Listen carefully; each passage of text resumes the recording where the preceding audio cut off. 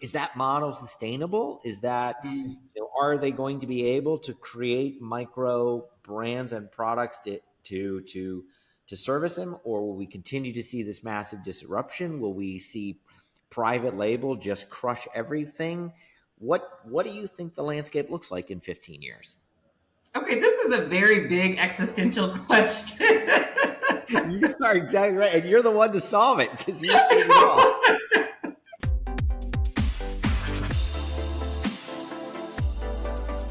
Welcome back to Generation Influence, a podcast focusing on the brand marketers working behind the scenes, driving change and innovation in e-commerce, influencer marketing, and other areas of digital media.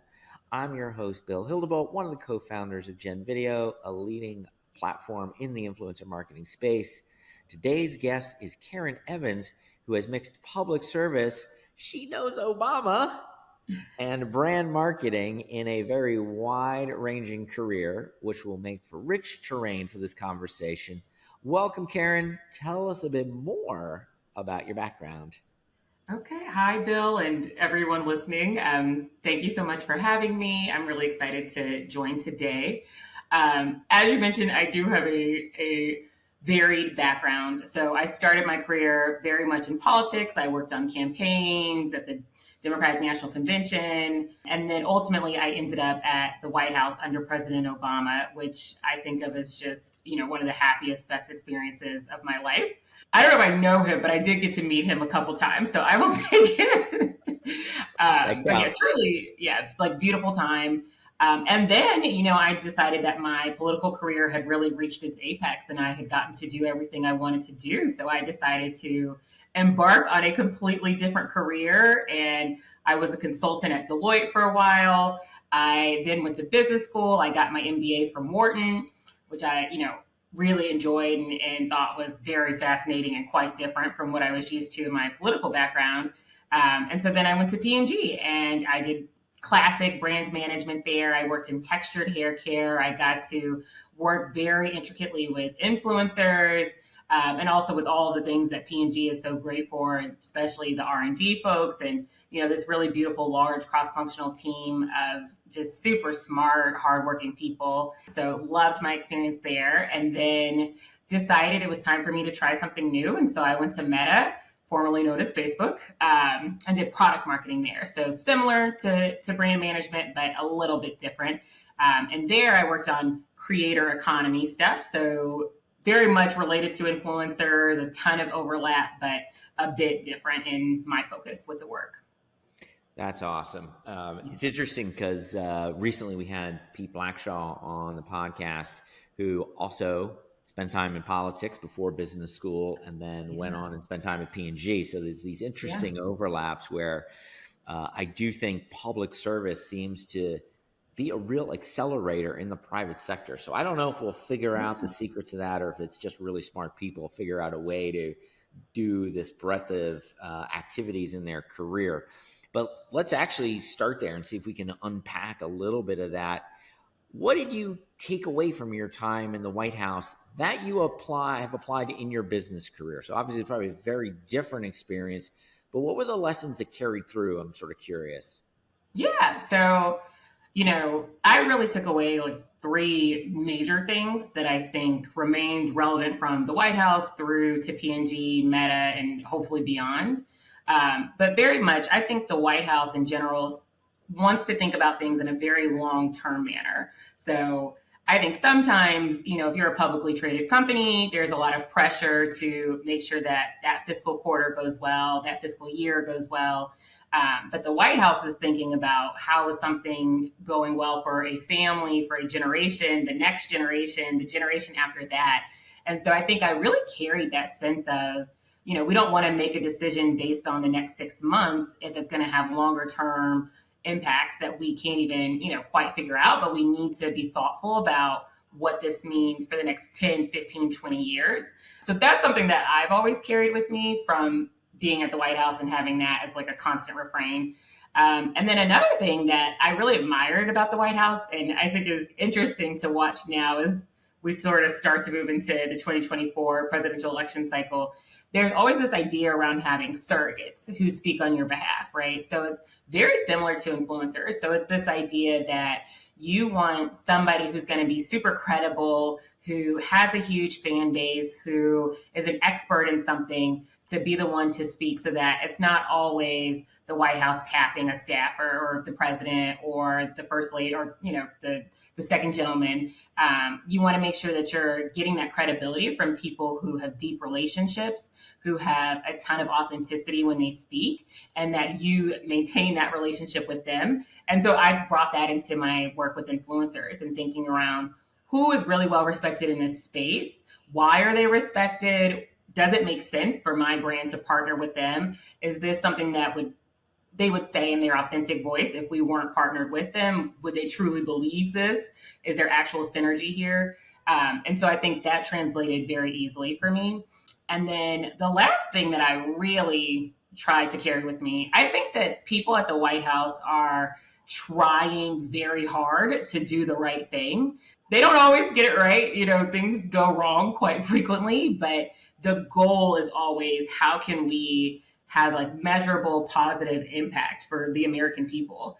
And I felt like, I wanted to make sure I keep that for P&G. When I think about my consumers, are we using the right ingredients for them? Are we building campaigns that are exciting for them? Are they going to get something from this? Or are we kind of recycling stale stuff that, anybody can do? Like, how are we adding value and making sure that we keep the consumer at the center of this? So those are some incredible lessons. I mean, it comes honestly as a bit of a shock, especially the first one, that long-term thinking, because politicians are just as subject to re-election cycles as brands are to quarterly results. Yeah. And what I would say is sort of an observation, and I try to say this without judgment, but it is interesting. I've been running gen.video for a long time. Let's just leave it at 15 years, because I'm going to round down as opposed to up. And I have clients that I worked with for 10 plus years, and I can be on the fourth or fifth cycle of people in specific roles. And it has occurred to me that is in some ways a shame that we really don't have this concept in the States anymore of, people sticking at a place. And it's not that they've gotten promoted. It's actually that they've gone to other companies and other positions. Things have for whatever reason no longer made sense for them and their, and the company. And I wonder if that feeds into, we always blame quarterly results, but I wonder if there's a bit of that, knowing you might not be in a role for a long time. Although again, for the White House to be thinking, what's the impact of this 15 years from now, knowing that they will not be in those jobs, it's extraordinary. There's something there I feel worth reflective. And the other two lessons are, of course, really interesting. The idea that with influencers that, that there are other models that use that same thing with surrogates is something I personally want to think more about now, because, and this is the arrogant side saying like, well, with influencer marketing, we're inventing something entirely new. But no, there are models. There are models of influence that have existed for thousands of years. We should look at them as we strive to do better in our own roles. And then I definitely want to pick up on the trying very hard to do the right thing, because I hear that very hopefully, but I want to ask it this way.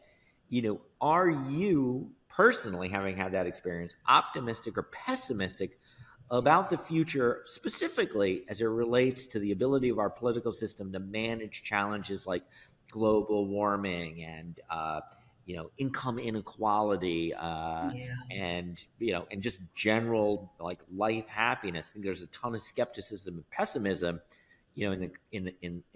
in the world right now. But I heard you being very optimistic. So, which is it? Is it the people are great but the system's broken, or no, have faith in the system?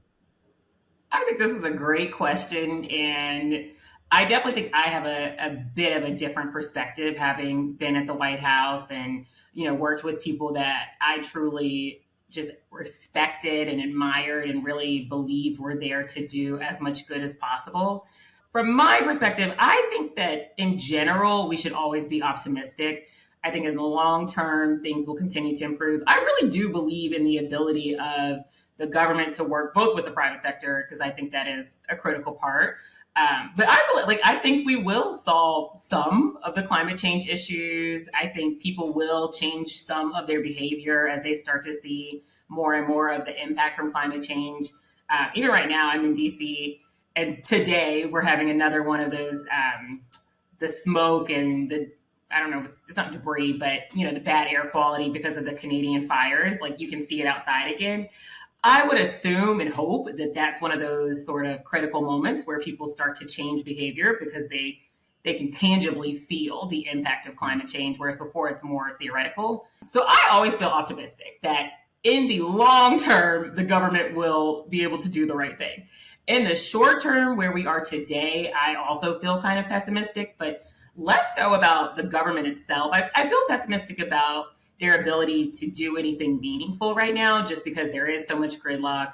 But even more than that, I feel pessimistic just about how Americans are reacting to the things that are happening, and how there's such a deep disdain and distrust that even when I talk to my close friends, they tell me, they think there's a conspiracy with COVID. They think there's a conspiracy with this, a conspiracy with that. I'm like, it doesn't make sense to me. Like, what would we gain? What would be the reason for all of these conspiracies? Like, why would people spend time doing that? So I don't get it, but I see people who I think are really smart and, thoughtful, and they deeply think that the government is out to get them, and that it's like spending its energy and time to, try to like hem people up, essentially, right? To like extract as much money as possible. And I just like, I don't get it. It doesn't make sense at all. It's like not my experience. But I believe that like a ton of people think that this is accurate, and then that's what's happening. And it's really unfortunate to me and frankly scary. So I hope that people just kind of like calm down and rebuild some trust. And I hope that we have another person like President Obama who re-inspires us and gives us hope and belief that good things can happen through the government and through other vehicles too, and that we all can work together and we can have, some pride in our commonalities and hopefully like find a better, tomorrow. But it's a little scary right now. It really is. It is a little scary. I find myself wondering like, well, who are these conspirators? Can I meet them? Because they clearly have a ton of energy to invest in something that, right, I'm not quite sure what they're getting out of it. But yes, I love that answer. Very nuanced and rings very true to me. All right. Well, let's start to shift into business mode. And you've touched on some of this, I think, again, trying to bring some of that long-term perspective. But can you also elaborate a little bit more on what you feel like you brought to P&G from your time in politics that maybe was a little bit different from what the typical person would bring, to any brand marketing role? I think of the White House and P&G as both like deeply collaborative places. P&G, has a cross-functional team model. Everybody has their role, but people get to contribute and bring ideas. And the White House, even more so, where, it's truly like all hands on deck. We have this issue. We need to figure out how to solve for it. You get to be in meetings with like pretty senior people. You are really genuinely like throwing ideas back and forth, refining together, staying up late to talk through something. And so I just love that. And when I got to P&G, I wanted to make sure that I was able to bring that same, sort of teamwork environment of like, yes, there's hierarchy. Yes, we have different job functions, but we all respect one another. We all have something to contribute. You may have an idea that's not related to your specific function. You should always bring that. You should say that. You should feel comfortable to know that we give that just as much credence as anybody else saying the same thing. So I think that was something that just like that level of collaborative thinking and teamwork and pride in the team was something that I got from the White House that I absolutely took with me to P&G of like, we are a team, we are fighting for our place here.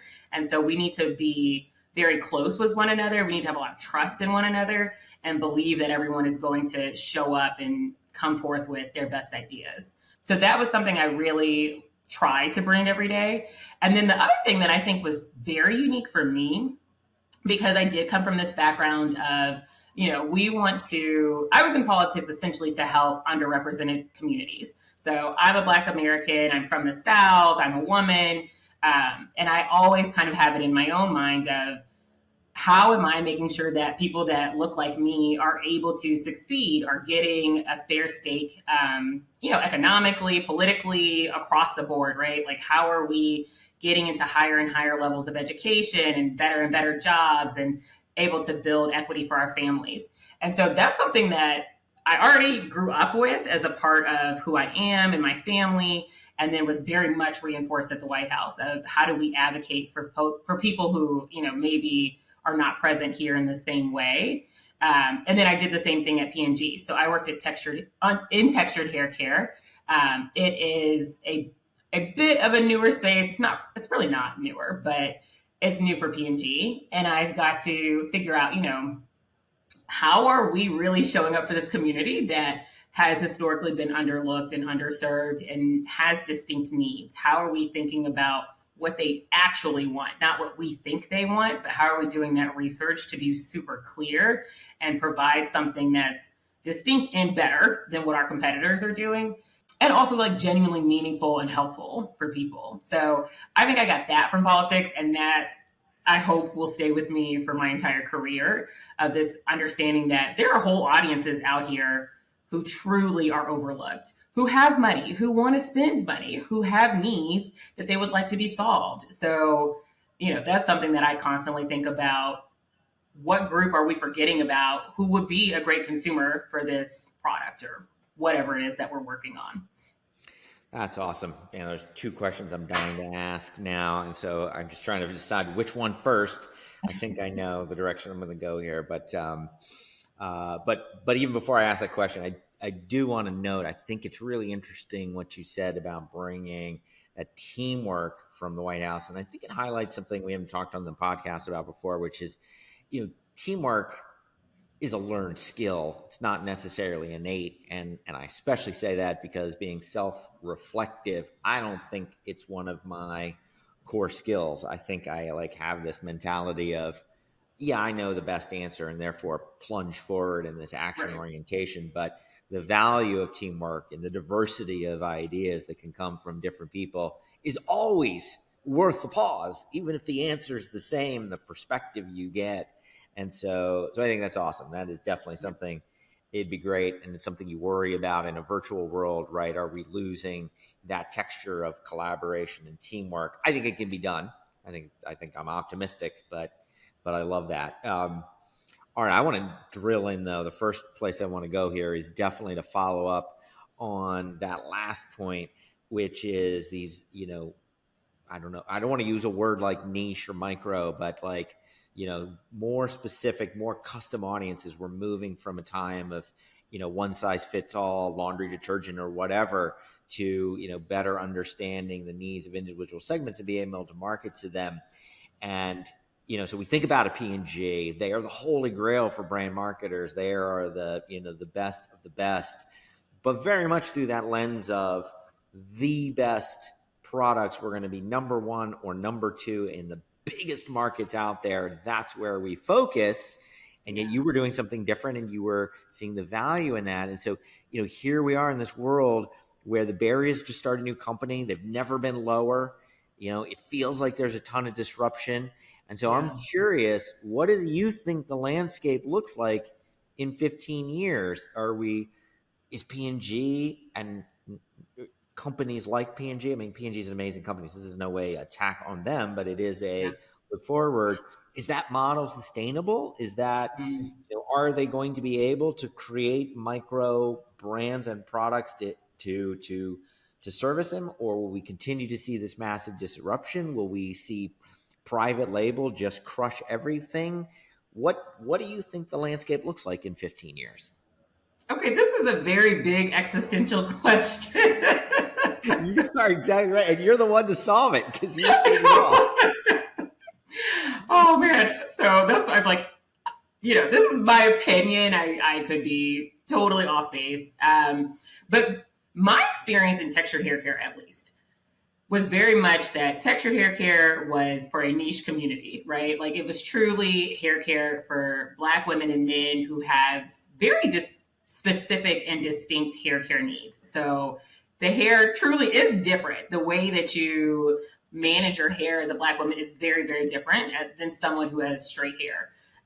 So that is very much a niche community. But what we've seen from when Black hair care really started, years and years ago to where it is today, the audience has shifted significantly. So it's not just for Black women and men anymore. Now it's like, do you have curly hair at all? And as it turns out, that's way bigger than just Black women and men.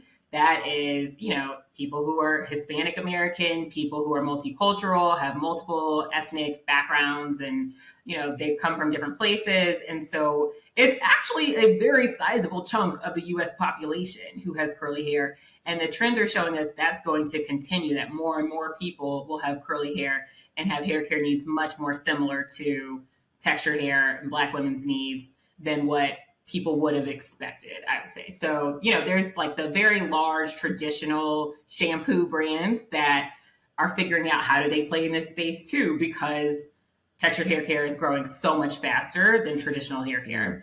I think that's actually going to continue. I think that's going to happen across multiple industries. And, you said like laundry detergent, I think we think of that as something that is always going to remain the same, right? But I don't think it will. Like, I think in the exact same way, we're going to find that a niche community is using laundry detergent in a different way, or, maybe there's a different need if it's all around sports culture and you're somehow trying to bleach out grass stains or something like that. And we're going to find that whatever that smaller community was doing is actually a much larger audience who would want to use the same thing. And it's just going to continue to grow. And ultimately, like, I don't know that My Black is Beautiful hair care will ever overtake Pantene. Probably not, but it might. It could happen. It could happen that a much smaller challenger brand could ultimately become a major player because hair care shifted so much and frankly, like pretty quickly. So I think P&G, is trying to figure out how do they manage that. They recently purchased Mael, which is a textured hair care brand, and their consumers are probably pretty split between Black and non-Black. In the same way, Shea Moisture started out as a Black hair care brand, and the majority of their consumers are likely not Black now. Wow. So yeah, so it's like, you think it's niche, but it's not. It becomes mainstream much faster. So I always think of that. I do think that consumers are going to continue to become more and more diverse, more and more multicultural. I think those niche communities are going to have new innovation and distinct ways that actually we realize, like, that's better. Like, we want more moisture in our lotion, or we want, a whole new way of cleaning because we find out, like, it was faster. Like, what we were doing and we thought was the traditional, easy, clean Swiffer, there's a better thing than Swiffer. So, I personally wouldn't be surprised if we continue to see that. And then the other thing too, I think is really going to change is sustainability. And I think people talk about sustainability significantly more. I think sustainability is already a huge focus for so many brands, and even investors now are thinking about, is our supply chain sustainable? And it's like, no, it's not. Like, it's not really, but they're trying. People are really working on this in a major way. But it's like little things. Like, I remember at P&G, we had bottles that were from a recyclable material, but they were Black. And apparently, like, recycling machines can't pick up the color Black. So even though it could be recycled, the machine sorts it into the trash pile and it just goes to a dump somewhere instead of being recycled properly. So it's like fixing, small things like that. That's like, how much stuff is Black? In the same way, those takeout containers that people get that are Black, that could be recyclable, but it's Black, so the machine won't pick it up. That's a problem, like a small thing. But then on a much larger scale, there are companies that are trying to figure out, how do we disrupt Amazon? How do we stop people from constantly getting all this stuff shipped to their home? And it's, just your deodorant getting shipped in this big box with all this packing material. And then the next day you realize you forgot to order body wash. And then you have another shipment a day later. This is something I think about all the time. I'm like, Karen, did you put everything together? Did you say, yes, I want it all shipped together? But I do think like more and more consumers are going to make these demands of companies. So it won't even just be like a niche thing where activists and folks are saying, maybe we should do better and we should advocate for that. I think it's going to become standard that you really have to have sustainability built in because you can see climate change now. Like people are really being affected by it in a way that I think companies are going to be required to be much, much more responsive than they are today. And I hope P&G responds well. I will be really curious to see how they continue to evolve on both sides. Like, are you going to do better in regards to diversity and to thinking about these audiences that actually have a ton of dollars to spend and would like to spend the money if somebody made something effective for them, and very much in the sustainability piece. My experience says that they're probably going to do really well in the sustainability part because they're so big and they have so much area, and so people are like super smart there, so they're going to be really great at figuring out how to solve for those things. The diversity part, I think a lot of companies are going to struggle even as we hit this like mythical 2050, when supposedly the U.S. population is going to be majority minority. So We'll see if that even happens. But well, I'll tell you what, it's interesting. One, I'm totally a believer that consumers are going to force the sustainability issue, and I think they are. And the one interesting thing is, so we are a P&G vendor, and so every year or two, right, we're going through this like update of our corporate documentation, master services agreement kind of stuff. And this year, for the first time, P&G forced us to go through a sustainability audit through a third party. And so my obvious sense of that is that they're forcing not just themselves, but every one of their vendors. I mean, we do influencer marketing, right? Like we're not producing things in a plant. And it is there are no excuses. There are no hall passes. There was no hall pass because, for a company of our diminutive size, like it was, you will do this assessment and you will tell us what your score is. And that's impressive. And then I have another, large client that we have to talk to them about how we're incorporating diversity into our workforce. And depending on how many people are staffed on their programs, they even want to know specifically on their teams, what the ethnic profile and other diversity criteria are that we're, using to measure ourselves. And so, this stuff is moved well beyond lip service and I think that's great. And I think, and I do think consumers care. We've run campaigns with sustainability as a central message, and they've really gotten great traction. And on the viewership side, when you think like, oh, that's kind of interesting, this is actually a way to increase your views in an influencer marketing campaign. Like, oh, okay, not just brand sentiment, but brand virality. So it's really good to see. That. Yeah, good. We had a big announcement today as we're recording. So obviously, as people are watching this, it's been a couple weeks, and we'll see what, if anything, has transpired in the meantime. But the Supreme Court announced today that my two alma maters, the University of North Carolina at Chapel Hill and Harvard, lost the affirmative action lawsuit. And so all of higher education is in an uproar about what this means for admissions moving forward on diversity. And I don't know if this is a sore topic for you, Karen, but I'm going to put you on the spot and ask you what you think, if you have any thoughts about what it means, and just any reaction. Yeah, I have lots of thoughts, so I won't keep us here for hours. But I'm from North Carolina. I think you're also from North Carolina. Yes, so yes. I love that. My sister went to Carolina. Lots of family ties to that school. So definitely think it's tragic. I was not surprised at all. I think, folks who paid attention to the Supreme Court assumed that this would be the outcome. Just knowing the makeup of the court, the very clear stances that they've publicly taken in the past in very similar sort of rulings. So I'm not surprised. I am sad about it. I am disappointed.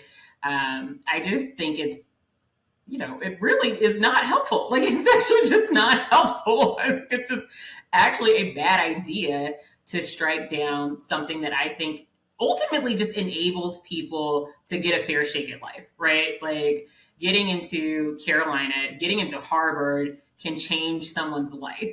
And we know that people are coming from different backgrounds and different circumstances. And there are actual reasons why affirmative action can have a very large impact for a single person and then also for a community. And I think of my parents. My mom went to Wellesley, my dad went to school. He was the first person in his family to go to college, to get an MBA. They very much were beneficiaries of affirmative action. And would I have gone to Wharton for my MBA if my dad hadn't been an affirmative action student at the school where he went? Probably not. And people tell me all the time, like, there's a stigma around being the affirmative action kid. And I'm like, who cares? Like, you're there. You are getting to partake in this learning in this community, and you're making connections that you would not have been able to have otherwise. And frankly, like, people are coming from backgrounds that meant that they probably did go to underfunded schools. They probably were in a place where they weren't going to be able to compete in the same way. So I just am sad about it, but I'm not surprised. So I'm not super sad because I thought this would happen. But I think it's going to not bode well for companies who are looking to hire. It's not going to bode well for students coming from affluent backgrounds who have never met anyone from a different socioeconomic or never really had a meaningful conversation with someone who doesn't look like them. Now they're even less likely to have that. So I think it's going to not bode well for Black and Latino people, but I think it's going to be equally bad for people who needed to have experiences talking to us. And now they're less and less likely to have that as well. And this is my last thing on it, but I was at Wharton. This was something really important to me at Wharton, was making sure that people were really being taught how do you lead a diverse group, because statistically it says that the United States is becoming more and more diverse, and people are different, right? Like, people have different backgrounds, different experiences. And so we think differently sometimes. We've been raised to understand something that somebody else just wouldn't know because they've never had a similar experience. And I was in a class at Wharton and I thought, wow, these kids are so sheltered, and like, they just have no idea what so many people go through. Like, I mean, just basic stuff to me. They don't have the language for it. They have no grasp. And that's not a knock on Wharton or the students there. Like, I loved Wharton. I was glad that I was there to provide a counterpoint of, here's some of the things that I've seen. Here's how my parents raised me so that I'm not ignorant. Hopefully I can pass some of that on to you. Hopefully you can pass some of your privilege on to me, and we can, help each other out.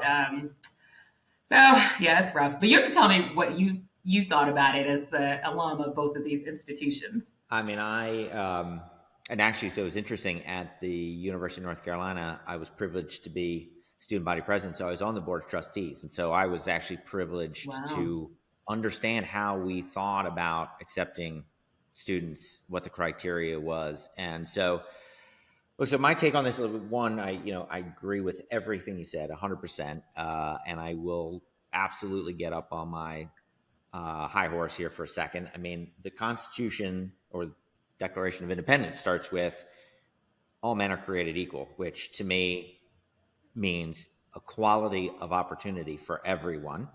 And that is literally the entire core of what this country is supposed to be about. Yeah. And look, I did pretty well in school, obviously, to go to those two great universities. And I think for the first 20 plus years of my life, I thought that had something to do with my innate abilities, and for sure it did. And by the way, I always thought school was really easy. And so, again, I had this very self-congratulatory view of that. Mm-hmm. And then there was at some point where I had an appreciation, for the comment you made about the sheltered classmates at Wharton, which was, they didn't necessarily know what other people had gone through and their experiences were like. And I started to realize that a big part of my success in thinking school was easy was that my home life was so easy. There was food on the table. There was never concern about, paying for things. Like, I had so few stresses, unhealthy stresses, that it enabled me to flourish. Yeah. And that is not true for many, possibly most people. And so if we don't, as a society, adjust for those things, then we are not true to the tenet of equal opportunity, and the reality that all men and women are and should be born and treated equally, given that opportunities to succeed.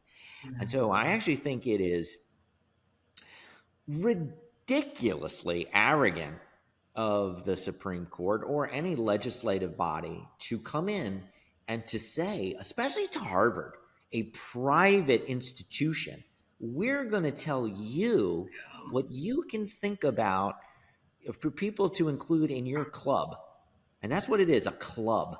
And so if Harvard and actually, I think it should only go the other way, right? Like, if we were seeing that Harvard, as a private institution of some whatever influence, was using it to oppress and exclude people that weren't being afforded equal opportunity, then I actually do think there is a call to right that wrong.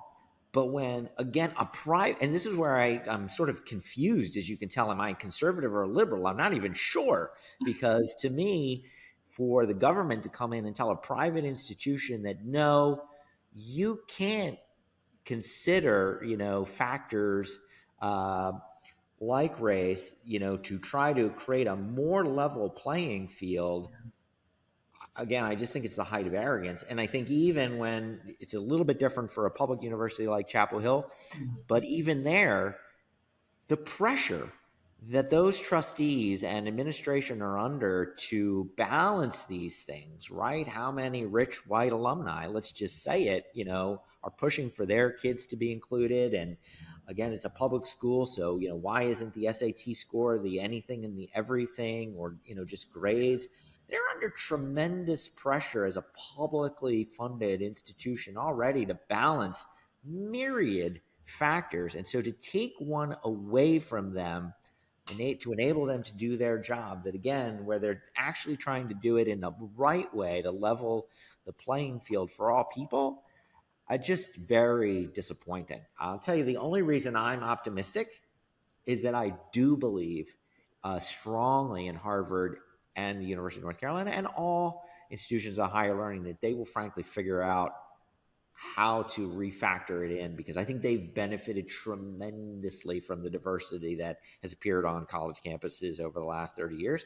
And I trust that they will find solutions within the law, not suggesting anyone break the law, but they're really smart because they're at these big educational institutions. They'll figure out ways to listen to the letter of the law, but while maintaining the spirit of what they built and benefited from. And we've all benefited from. That's the real shame, is, if this somehow becomes a cudgel to push us back down some of the paths of, like you say, like lack of empathy and sympathy for, for our fellow people, that's only going to worsen this idea of the conspiracy theories and everything else. This is something as a society we need to push against. And so I'm 100% with you, and it's pretty raw for me right now.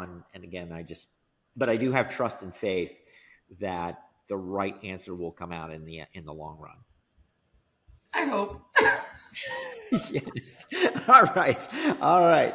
So with that interesting digression done, let's turn back to other fun things. So you left P&G, you went to Meta. I want to understand, so first, let's just start with, tell us more about what your role was at Meta, what attracted you to go there, and what actually you were focused on, because I think it'd be really interesting, because it sounds like it has something to do with influencers. Yes. So Meta, I, thought it was an interesting place to go and work, just knowing, Meta's had its fair share of controversy, especially regarding politics in particular. So, I was thoughtful about, do I want to go there after, the Cambridge Analytica scandal, and they've had a lot of scandals. So I always worried about that. But at the same time, what I really do appreciate about Meta, Facebook is huge. Like, you really do not have anything else that is reaching that many people around the globe. And I admire that. I think it's, an interesting platform. I think the way in which they have built it to get all of these people to engage there, and people can say what they want. Americans are like, oh, Facebook is dead. And okay, but Facebook is alive and well around the world. And it really is. And so for me, I thought, what an interesting platform and an opportunity to get to work at this very distinct company that has built this incredible thing, that has continued to redefine itself time and time again. Even, people sometimes count them out, and people count them out with this metaverse thing. And like, I don't. I think Meta, I don't know if the metaverse is going to win, but I think Meta, the company, will be just fine for the long term. So that's my perspective. But I was really excited to go work there. So I did product marketing, and essentially I worked on creator economy stuff. So very much thinking about how does Facebook build tools to help creators to create content on Facebook. And my role was really around understanding what issues arise for creators. So there's a lot of things that come up, but creators are making content that they share on Facebook, and Facebook has a program by which they will pay creators to create that content. And so folks will have sometimes like very simple issues where they didn't get their payment, they don't know why, and it can be really basic, like you put in the wrong bank account. It could be actually something really basic, like you probably did get paid, or it's a day late because whatever reason. So there's something like that, or it could be something much bigger, like a creator's had a ton of policy violations and now they're not able to post on the platform, and they're very upset by that. So all sort of very distinct large issues. They may get bullied in their comments, all sort of different things happen. And so I did a lot of research around like what is happening that really impacts creators, and makes it difficult for them to create content, because ultimately Facebook is having this huge shift right now from very much like friend to friend connections to Facebook wanted to promote creators who are creating content that they can share to anyone who's interested in that space. So, it was an interesting time, I think, that I was there, and I felt like I got to learn a lot, and I really liked it. I thought it was very fascinating to see like how Facebook thinks about the creator economy compared to how YouTube thinks about it, or how TikTok approaches the very similar sort of space. And then also like some of the smaller companies, like what is Patreon doing? And they also are very active with creators, and what are some of the gaming companies doing? So it was fun. It was, really good to see like, oh, this is what's happening on the back end. Like people always talk about like the algorithm, and the algorithm is real. So it was kind of cool to see, oh, this is, how they prioritize different things, and think about like what creators should rise to the top, or how creators rise to the top, I guess. And do you think, so it is interesting, right? Because for gen.video, we mostly focus on, we're very video oriented. So we think first about, YouTube and then TikTok and Instagram. We really don't think about Facebook as a specific influencer platform. We'd even almost kind of jump over, if you think about Facebook as like a mix of content types, we'd almost jump over Facebook to like Twitter and say like, all right, well, let's get a tweet to support our image on Instagram, which is supporting our, video on YouTube or something. Yeah. And so it is fascinating that you were there kind of like focused on that, on the creator. And I especially think it's interesting you use the word, presumably because it's how your job was defined, of creator even versus influencer. So somebody who's creating, we think about following and friends on Facebook very different than the other social platforms. And so when I hear creator, I hear somebody who makes great content that I can maybe do something with. They're not necessarily bringing a big following themselves. Maybe they are, but they don't have to be a creator, right? And so, one, am I kind of saying that all right? Is that how Meta / Facebook thought about it? Are they trying to turn Facebook into something more like Instagram? Do you think that's a good strategy? Do you think that is a viable path? Like what what's your, and by the way, I know you may have to be slightly politically correct, but like, what are your thoughts on all those topics? Yeah, I mean, I love it. When I interviewed, I did this big like recommendation around what I thought Facebook should let go of and what I thought they should double down on. And I would say I don't think they're trying to turn into Instagram by any means, but are they absolutely trying to pull in pieces of how TikTok is much more entertainment platform? Yes. Mm. How YouTube is also more of an entertainment platform? Yes. But TikTok in particular, because short form video has clearly performed very, very well. So I think Facebook is I've left a while ago, but I would assume Facebook is still quite invested in making sure that they also have short form video. I think it's interesting and kind of a conundrum because short form video took off so quickly and has done so well that it's like you must play in this space because otherwise you're losing people, you're losing engagement, folks are not on the platform as much. People, and especially they're quite obsessed with Gen Z. I think all the social media platforms are obsessed with Gen Z. And we know how much Gen Z loves short form video in particular. So there's always that concern of if you don't play in this space, you could just lose the next generation, this critical generation that's coming of age right now. So that's part of what they're grappling with is like, oh, we have to have products that are going to attract people in the same way that millennials, maybe not, I don't know. Yeah, millennials, I guess older millennials were on Facebook, addicted to it when it first came out. And now Gen Z is addicted to TikTok. Like they need to figure out how to solve for that too and make sure that they have a credible offering. And what's interesting to me, like, I don't know if it's working. Is it working? I don't know. I don't know. I think Instagram has done pretty well with the Instagram Reels. So they have like a very clear competitor to TikTok that people use like significantly. And, I'm a millennial, so I always laugh. My friends say, we don't use TikTok. We just wait for it to show up on Instagram. I think that's true. Like that's true for me as a person. Facebook, I don't know. I think they are still figuring out like what is going to work for them for short form video, but also be distinctly Facebook, be uniquely Facebook and attract creators that will make them want to stay and create natively on Facebook as opposed to repurposing content from other platforms. But they have like a couple things in their favor. So people think of Facebook as really great for building community. So if you're a huge influencer, huge creator, you have more opportunity on Facebook to really engage with your followers and to have like healthy dialogue back and forth in the comments. And Facebook is really particular about making sure they sort of keep that community going, keep it healthy and friendly versus TikTok, from what I recall, is like kind of anything goes. So people can, harass you more in the comments. There's more bullying that goes on. There's more negativity in general.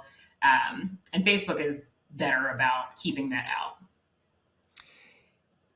I want to ask you, so that's really interesting. And you and I have had a couple fun conversations about like how influencers decide like where they're going to go. And so I'm glad you touched on the idea of like the happier, more community building tools being available on Facebook.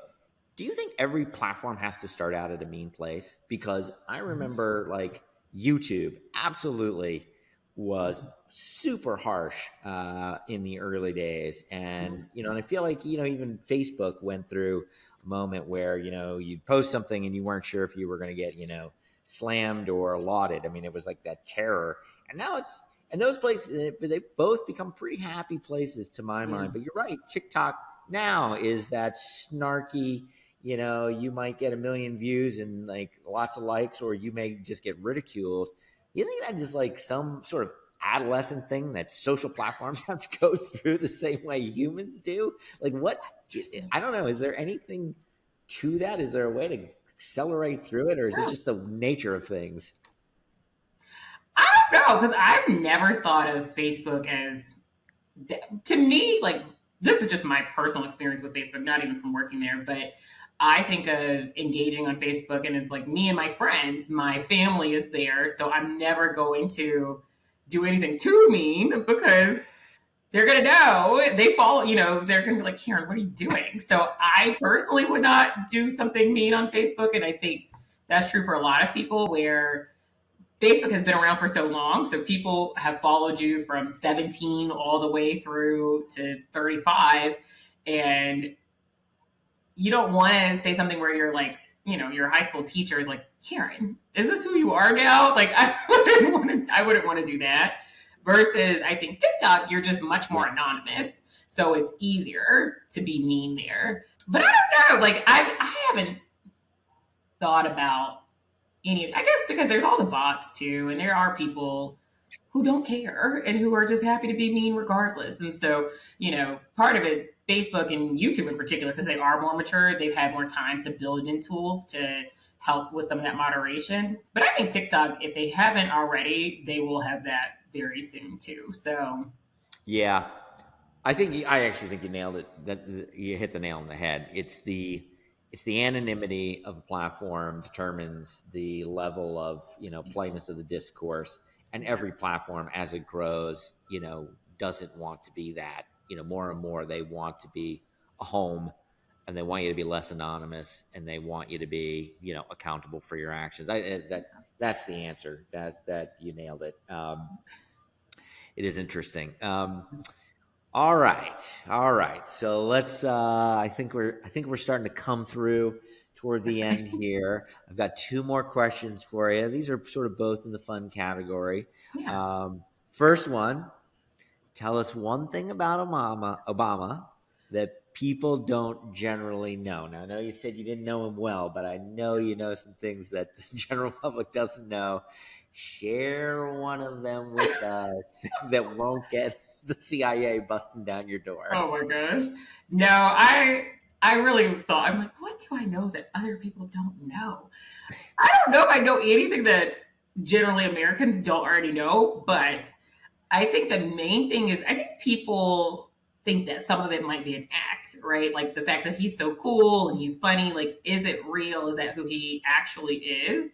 And my experience is, like, he really is a funny and surprisingly kind person, despite being, this extremely famous world leader. So I'll tell a story. So I always remember when you're at the White House, if the president is going to walk by, and this is true for any administration, if the president is going to walk by, Secret Service makes you go stand far away so that you're not within eyesight. And I don't know why. I guess it's a security measure, but they are very serious about it, and you will be moved. So there was one time, and everybody's used to this. Everybody knows, like, you just have to get out the way. There was one time I was standing outside the West Wing, and Secret Service runs up to me and is like, you got to move. I'm like, go where? Where do I go? I'm outside. Like, I don't know where you want me to go. So as I was arguing with him, he walks by, and I'm like, oh my God, because I hadn't moved. So I was close. So I was super excited. And then he stopped and started talking to me. And I was like, am I talking to President Obama? And then, he just asked me like regular questions, but I remember thinking like, wow, he's regular. Like, he is a funny person who is kind. So he asked me about my boss, who he knew very well because my boss was senior staff. And we just had this like very nice exchange, and I just have like carried this in my heart for forever. Like, I just love him. So that is awesome. What a great story. And it rings totally true. I definitely believe the part that he is incredibly genuine. I have this weird parallel story I suppose I'm going to tell just because it's occurred to me and I can't shut up. But I started watching this HBO show last night, this new series called Idol, which seems to be like a riff on Britney Spears' life. And what you immediately get in the first 15 minutes is that it's about a singer that she's so isolated from the world and the truth, and that actually people exist just to keep her in her bubble because they're trying to protect her as a money-making machine. And so when you were telling the story about the Secret Service is constantly moving people out of the way, you can imagine how isolating and lonely, ironically, it would make you feel as the president. So it's very human, actually, to think that all of a sudden here's this person who seems interesting, who has not been blocked out of my way, I am going to stop and have a conversation and get some truth. Yeah, actually, yeah. I love that. So awesome. Okay. All right. I got one more fun one for you. We talked about this in our pre-call. We didn't talk about it today, so we're going to circle back and bring it up. In the pre-call, you mentioned you had this great boss at P&G who taught you a lot about how to be supportive while not being weak. And maybe even just tell a little bit more about that, because I thought it was a really powerful story. Again, one that is kind of hopeful about people that that are in the corporate world. Talk about that, and then if you don't mind, tell us her name so we can call her out and applaud her for bringing this like great perspective, which to me is very much supporting the people around her, and how awesome that is to have in a big scary place like P&G. Yeah, so her name is Brianne Davis. She's actually now the marketing director at Bevel, which is sort of a subsidiary of P&G, but a pretty independent company as well. So I will say I started at P&G during the pandemic. So I was fully remote the entire time that I worked there. I was very worried, how was I going to understand folks, relate to them? And I was coming from political life where I was used to sitting in a room with my coworkers for 12 hours a day to being fully on the computer. And Brianne taught me so much about how to be direct with people, but also kind. And it was new to me because I was used to people just being pretty direct and just saying, is this a good idea? No, that's not a good idea. Don't do that. And that's just the end of the conversation. And Brianne, I thought, to this day, I think this about her. She does such a lovely job of validating why somebody would raise something and say, okay, I think what you're saying is this. I understand why you believe that. I think that makes sense as an idea. Here's another way of looking at it and some other things to think about. And she would always just like validate what you said, even though like sometimes it was clearly stupid, but she would validate it and then bring you back to like, here's where we're actually going though, and here's why. So you could learn, like you feel validated, you would learn why there's a better way to go, and both could be true. And you never felt like, am I dumb? It was just nice. So I wholeheartedly admire how she does this. It's something I always say, I want to be more like Brianne and figure out how to say things in a way where I'm not being short. I have not quite figured that out. I still struggle to figure out how to do that. So. Well, it's a great thing to keep in mind, right? What would Brianne do, right? Yeah. Like I can hear it echoing in your head, and I love it. All right. Well, this has been amazing. Karen, thank you so much for sharing your time and your insights. I know the audience got a lot out of today's podcast. And so to the audience, I say thanks for listening, and check us out next time on Generation Influence. Bye-bye. Thanks so much. Bye. Hey, thanks for tuning in. New episodes of Generation Influence drop every Wednesday, so be sure to check us out and subscribe on YouTube, Spotify, or Apple Podcasts. You can find information on next week's guest in the description below. Hope to see you then and there.